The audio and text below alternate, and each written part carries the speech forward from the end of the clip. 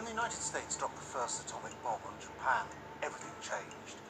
Everything changed. A few years later, Russia developed atomic weapons of its own, and in the Cold War that followed, the world lived in fear of nuclear conflict. When you hear the attack warning, you and your family must take cover at once.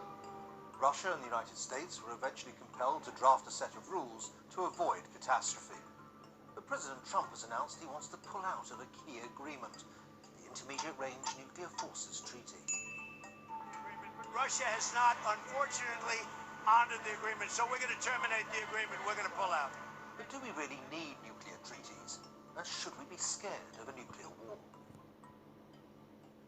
So first of all, what did the INF Treaty do?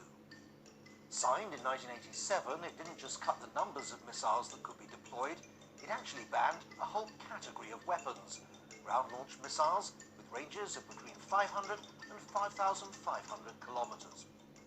Washington says that Russia has developed a new missile, a version of the Iskander, with a range in excess of 500 kilometers, which is in breach of the treaty.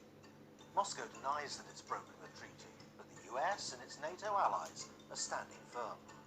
So what's going on? Well, Russia and America have a long history of nuclear tensions. The Soviet Union had insisted that it was sending only defensive weapons to Cuba. But President Trump's concerns about the INF Treaty aren't just about Russia alone.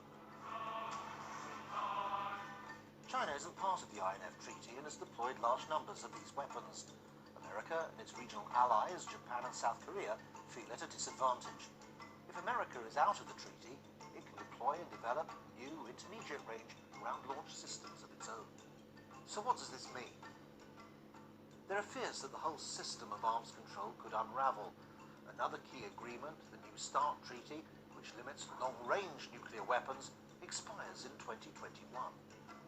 Moscow and Washington could agree to extend this, but if mistrust grows between them and this falls apart too, then for the first time since 1972, the long-range strategic arsenals of Russia and the United States will no longer be constrained by any arms control agreement.